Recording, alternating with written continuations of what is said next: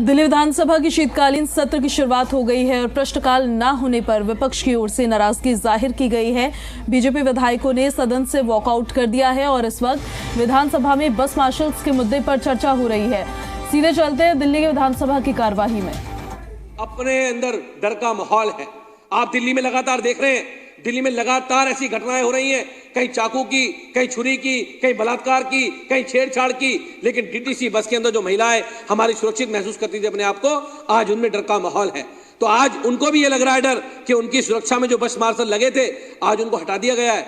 अगर किसी हमारी बहन बेटी के साथ बस में कोई घटना होती है, कोई अप्रिय घटना होती है, कोई छेड़छाड़ होती है, तो उसको देखने वाला कोई नहीं है। अध्यक्ष जी, आप सीसीटीवी कैमरे में बैठ के देखते रहेंगे, कोई भी देखता रहेगा, लेकिन मौके पर उन्हें बचाने वाला कोई नहीं होगा। आज उनको जिस प्रकार से निकाला गया, मुझे लगता है कि कहीं ना कहीं एक महिला सुरक्षा को जो कवच अरविंद केजरीवाल जी ने देने का काम किया था, उस महिला सुरक्षा को तोड़ने का काम दिल्ली के उपराज्यपाल महोदय ने और भाजपा के लोगों ने करने का काम किया है। अध्यक्ष जी, उन बस मार्शलों की नियुक्ति के लिए लगातार हम संघर्ष कर रहे हैं और देश ने देखा, पहली बार ऐसा हुआ कि एक सरकार के चुने हुए मंत्री को, सौरभ भारद्वाज जी को, विजेंद्र गुप्ता जी भी यहां बैठे थे, उन बस मार्शलों की नियुक्ति के लिए सौरभ भारद्वाज जी को उनके पैर पकड़ने पड़े और इसलिए पकड़ने पड़े कि उन 10,000 बस मार्शलों को उनका रोजगार वापस कर दो, उन महिलाओं को सुरक्षा दे दो, उन बहन बेटियों को सुरक्षा दे दो जिनके लिए अरविंद केजरीवाल जी ने उनको तैनात करने का काम किया था। लेकिन विजेंद्र गुप्ता जी के पैर तक पकड़े। लेकिन अध्यक्ष जी, पता नहीं है बीजेपी के लोग किस मिट्टी के बने हैं। इनको हमारी बहन बेटियों की सुरक्षा से कोई लेना देना नहीं है। इनको 10,000 बस मार्शलों के घर परिवार से, उनके रोजगार से कोई लेना देना नहीं है। पहली बार अध्यक्ष जी सबने देखा, पूरे देश ने देखा कि दिल्ली की चुनी हुई मुख्यमंत्री नेता विपक्ष की गाड़ी में बैठ के एलजी हाउस जाने के लिए कहती हैं, उनके एलजी हाउस तक जाती हैं और विजेंद्र गुप्ता जी चले गए यहां से। बहुत ड्रामे किए इन्होंने उस दिन। कभी गाड़ी लेफ्ट मोड़ते थे, कभी गाड़ी राइट मोड़ते थे, कभी इधर भागते थे, क्योंकि इनको पता था कि इनकी पोल खुल चुकी है। दिल्ली के बस मार्शलों को, दिल्ली की महिलाओं को यह बात पता लग चुकी है कि कैसे बीजेपी के लोगों ने साजिश करके उन बस मार्शलों को हटाने का काम किया है, कैसे षड्यंत्र करके उन बस मार्शलों को हटवाने का काम किया। और नौटंकी करते हैं अध्यक्ष जी, उसके बाद ड्रामे करते हैं लोग। इनकी पोल खुल जाती है तो ये लोग भाग जाते हैं। वो बस मार्शल बेचारे इनके पास जाते हैं, इनसे गुहार लगाते हैं, हमारा रोजगार वापस कर दो, हमारा रोजगार लौटा दो। लेकिन ये क्या करते हैं ये लोग कभी कहते हैं कि कैबिनेट ने पास नहीं किया, कभी कहते हैं प्रेस कॉन्फ्रेंस नहीं करी, कभी कहते हैं कागज एलजी के पास नहीं पहुंचे, कभी कहते हैं विधानसभा में नहीं उठाया। जो बीजेपी के लोगों ने बस मार्शल से कहा, अध्यक्ष जी हमने वो सारे काम करने का काम किया, क्योंकि सरकार की नीयत साफ थी। अरविंद केजरीवाल जी ने लोगों को रोजगार दिया था हमारी बहन बेटियों की सुरक्षा के लिए, वो सारे काम हमने करने का काम किया। लेकिन अध्यक्ष जी, उसके बाद भी भाजपा के लोग मुकर गए। उसके बाद बीजेपी के लोगों ने मीटिंग का समय मांगा मुख्यमंत्री जी से। उन्हें लगा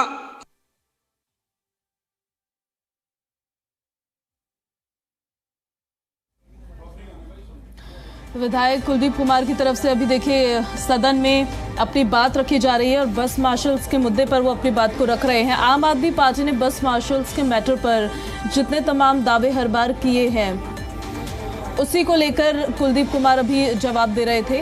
और बड़ी खबर एक ये भी है कि भारतीय जनता पार्टी के विधायकों ने सदन से वॉकआउट कर दिया है। उसके बाद फिर अध्यक्ष जी फिर दोबारा पुनरावृत्ति हुई उन चीजों की, और उसके बाद हमें लगा अब इनको रोजगार मिल जाएगा। एलजी साहब के यहाँ गए, एलजी साहब ने भी 5, 7, 10 मार्शलों को अपने यहाँ बुलाया और बुलाने के बाद एलजी साहब ने उनसे बयान दिलवाए कि एलजी साहब ने हमें रोजगार दे दिया है, 1 हफ्ते में हमें रोजगार मिल जाएगा, 1 हफ्ते में नौकरी वापस हो जाएगी, 1 हफ्ते में दोबारा महिलाओं की सुरक्षा होनी शुरू हो जाएगी। लेकिन उसके बावजूद भी अध्यक्ष जी ढाक के 3 पात उन लोगों को रोजगार मिलने का काम नहीं हुआ। अगर एलजी साहब से बात नहीं बनी, उसके बाद क्रेडिट लेने के लिए बीजेपी के अध्यक्ष विजेंद्र गुप्ता जी ने भी उन्हें अपने घर पे बुला लिया और बुलाने के बाद बड़ी शानदार फोटो खिंचाई और कहा कि हमने बस मार्शलों को रोजगार दे दिया है और बस मार्शल रोजगार वापस लौटाने का काम कर रहे हैं। विजेंद्र गुप्ता जी भी आ गए, इन्होंने भी गुलदस्ता बड़ा अच्छा हाथ में पकड़ा और फोटो डाली ट्विटर के ऊपर कि बस मार्शलों की लड़ाई हमारी जीत हुई और हम बस मार्शलों को रोजगार वापस देना चाह रहे हैं। आज मैं पूछना चाहता हूं विजेंद्र गुप्ता जी से, वो बस मार्शल आपसे पूछ रहे हैं गुप्ता जी कि बताओ उनका रोजगार वापस कब दोगे, उनका रोजगार वापस कब मिलेगा? अब तो जो आपने कहा वो सारे काम कर दिए। एलजी साहब से जो चिट्ठियां आपने लिखवाई, उन चिट्ठियों का जवाब भी दे दिया। आपने जो बात कही वो काम भी कर दिए, लेकिन उसके बाद भी रोजगार क्यों नहीं मिला उन लोगों का? वो लोग तरस रहे हैं। गुप्ता जी, आपने तो फोटो खिंचा के कहा था उन लोगों से कि हमने रोजगार आपको दे दिया है। आपने तो बयानबाजी भी करवाई थी कि आम आदमी पार्टी आपको रोजगार नहीं दे पाई, लेकिन बीजेपी ने आपको रोजगार दे दिया। एलजी साहब ने फोटो डाली थी। आज वो 10,000 बस मार्शल पूछ रहे हैं कि उनका रोजगार कब वापस मिलेगा। आज दिल्ली की बहन बेटियां पूछ रही हैं आप लोगों से कि अरविंद केजरीवाल जी, हमारी सुरक्षा से आपको क्या दिक्कत थी? आज वो पूछना चाहते हैं आप लोगों से। लेकिन गुप्ता जी, आप तो उन्हें मिलने का समय भी नहीं दे रहे हैं अध्यक्ष जी। अब तो गुप्ता जी मिलते भी नहीं है उन लोगों से। कोई चला जाए गुप्ता जी कार्यालय मिलने के लिए तो पुलिस बुला के उसे अरेस्ट और करवा देते हैं। अब वो बस मार्शल इनसे जवाब पूछ रहे हैं अध्यक्ष जी। उसके बाद अभी अंतिम उपराज्यपाल साहब ने एक लेटर लिखा और उन्होंने कहा, लेटर बहुत लिखते हैं उपराज्यपाल महोदय, लेटर लिखते हैं, आदेश नहीं देते कभी भी। वो लेटर लिखते रहते हैं, उनका काम है केवल मुख्यमंत्री मंत्री को लेटर लिखते रहे। अरे उपराज्यपाल महोदय, आप दिल्ली के सर्विस विभाग के मुखिया हैं, आप दिल्ली के सरकार के जितने अधिकारी उनके मुखिया हैं, उसके बावजूद भी आप मंत्रियों का आदेश देते हैं। आप तो सीधे अधिकारी को आदेश दे दो। आपको किसने मना किया आदेश देने के लिए? आपको जो पॉलिसी बनानी बनवाओ और आदेश देते हैं। उसके बाद अगर सरकार उस पर काम करती है अध्यक्ष जी, तो उसके बाद ये लोग क्या करते हैं? उसको रोकने का काम करते हैं।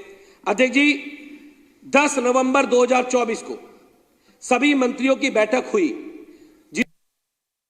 जिसमें आता हूं और गुप्ता जी भी यहां बैठे हैं। उसके बाद मैं उसको पढ़ रहा हूं जो वो पत्र है। सार्वजनिक बसों में बस मार्शल का काम महिलाओं और कमजोर यात्रियों के सुरक्षित वातावरण बनाने के लिए है, इसलिए उनकी तैनाती पर विचार करना जरूरी है। सार्वजनिक सुरक्षा में कोई समझौता नहीं किया जा सकता, खासकर महिलाओं के लिए जो सुरक्षित यात्रा पर निर्भर है। बस मार्शल की बहाली को प्राथमिकता दी जानी चाहिए। बस मार्शल की मौजूदगी अपराधों को रोकने में मदद करती है, जो तकनीक से नहीं किया जा सकता। बहाल में देरी से सुरक्षा से जुड़ी घटनाएं बढ़ सकती हैं और यात्रियों को खतरे में डाल सकती है। इसके अलावा हमारे परिवहन व्यवस्था में लोगों का विश्वास भी घट सकता है। सभी बस मार्शल जो पहले दिल्ली सरकार में काम कर रहे थे, उन्हें जल्द से जल्द बहाल किया जाए। ये सरकार का प्रस्ताव है अध्यक्ष जी, उनको बहाल करने के लिए। बस मार्शल न केवल परिवहन विभाग में सुरक्षा का ध्यान रखते हैं, बल्कि हजारों परिवार के लिए रोजगार का एक अहम स्रोत भी है। इन पदों को खत्म करने से कई परिवारों की आर्थिक स्थिति खराब हो गई है। बस मार्शलों को बहाल करने से न केवल बस की सुरक्षा बढ़ेगी, बल्कि इन परिवारों को भी वित्तीय सहायता मिलेगी। ये साफ है कि बस मार्शल की बहाली के लिए लंबा चौड़ा प्रस्ताव तैयार किया जाएगा, जो नीचे दिए बिंदुओं पर आधारित होगा। परिवहन आयुक्त आशीष कुंद्रा जी 27/9/2023 का नोट, जिसमें कहा गया है कि पहले माननीय उपराज्यपाल की मंजूरी चाहिए, फिर मंत्री परिषद की मंजूरी ली जा सकती है। आशीष कुंद्रा जी कह रहे हैं अध्यक्ष जी ये बात। आशीष कुंद्रा जी जो पहले परिवहन विभाग देखते थे, अब एलजी साहब के सेक्रेटरी हैं। गुप्ता जी वो ये कह रहे हैं कि पहले साफ वो इसमें कह रहे हैं, परिवहन मुख्य सचिव श्री नरेश कुमार जी का 13/10/2023 का नोट है, जिसमें कहा गया था कि यह मामला महिलाओं की सुरक्षा से जुड़ा है और इसलिए यह कानून व्यवस्था संबंधित है, जो कि केंद्र सरकार और माननीय उपराज्यपाल महोदय के अधीन आता है। आपके अधिकारी कह रहे हैं गुप्ता जी सारी बातें, और उसके बाद भी आप दिल्ली सरकार पे कहते हैं। दिल्ली सरकार अपना काम करती है तो आपके अधिकारी नोट बना के भेज देते हैं कि आपके तो अंडर में नहीं है। उपराज्यपाल नोट बना के भेज देते हैं, तो बस मार्शल क्यों गुमराह करने का काम कर रहे हो आप लोग? परिवहन से श्री प्रशांत गोयल 16/11/2024 का नोट, जिसमें कहा गया था कि बस मार्शल की नियुक्ति का मामला माननीय उपराज्यपाल महोदय के अधिकार क्षेत्र में आता है। फिर 10/11/2024 को हुई ऑल मिनिस्टर की बैठक में उपस्थित मंत्रियों ने निर्णय लिया कि महिलाओं की सुरक्षा पर और समझौता नहीं किया जा सकता, इसलिए बस मार्शलों को तुरंत बहाल किया जाना चाहिए। अनुशंसाएं, क्योंकि बस मार्शल की योजना बनाना एक सेवा और कानून व्यवस्था से जुड़ा मामला है, हम माननीय उपराज्यपाल महोदय से अनुरोध करते हैं कि वह इसके लिए एक योजना तैयार करें। सरकार इसके लिए आवश्यक बजट मुहैया कराने के लिए तैयार है। योजना तैयार होने तक 31/10/2023 से पहले जहां कहीं भी बस मार्शल तैनात थे, उन्हें तुरंत बहाल किया जाए। माननीय उपराज्यपाल इस योजना के अंतिम रूप के तैयार होने तक सिविल डिफेंस वॉलंटियर बस मार्शल के रूप में काम करने की अनुमति दे सकते हैं। अध्यक्ष जी, सरकार चाहती है बस मार्शल लगे, मंत्री परिषद चाहता है बस मार्शल लगे, वो बस मार्शल चाहते हैं बस मार्शल लगे, हमारी महिलाएं चाहती हैं उनकी सुरक्षा हो, लेकिन बीजेपी के लोग गंदी राजनीति के लिए नहीं चाहते कि बस मार्शल की नियुक्ति होने का काम हो।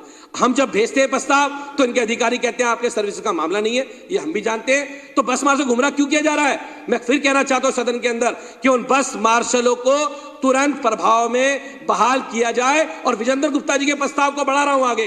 विजेंद्र गुप्ता जी, आपके पास सर्विसेज का मामला है, आपकी सरकार के पास आपके पास सर्विस का मामला उपराज्यपाल महोदय के पास, तो तुरंत प्रभाव में जो आपने प्रस्ताव भी किया था कि उनको पक्का किया जाए, उस प्रस्ताव को मैं सहमति देता हूं। यहां से हमारे मंत्रिपरिषद ने भी दी थी उस समय पे, कैबिनेट ने भी, कि उन सबको पक्का किया जाए। और अगर उन्हें पक्का नहीं करते हो, उनको रोजगार वापस नहीं करते हो, तो यह माना जाएगा कि महिलाओं की सुरक्षा को खत्म करने के लिए, उन बस मार्शलों का रोजगार छीनने के लिए भारतीय जनता पार्टी ने यह षड्यंत्र रचने का काम किया। और अरविंद केजरीवाल ने अपनी बहन बेटियों की सुरक्षा करने के लिए, उन बस मार्शल को रोजगार देने के लिए।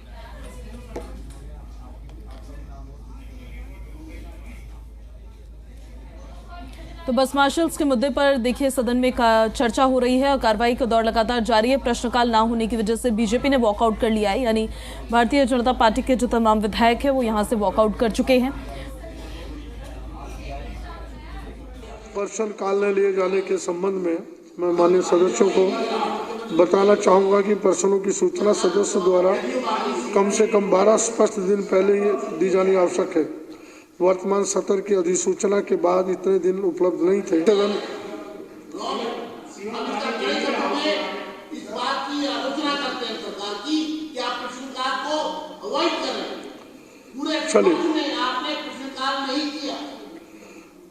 आप बताइए, मंत्री क्यों नहीं जवाब देना चाहते? नियम 280 में प्राप्त राजेश ऋषि जी, विजेंद्र गुप्ता जी, अजय महावर जी, श्री वंदना कुमारी जी, जनरल श्रीमती वंदना कुमारी जी, श्री जनरल सिंह जी, श्री भूपेंद्र सिंह जून जी, जितेंद्र महाजन जी, श्रीमान जय भगवान जी, महेंद्र गोयल जी, ओम प्रकाश शर्मा जी, ये सभी माननीय सदस्यों के 280 पड़े हुए माने जाएं और इनके उत्तर सबको मिले।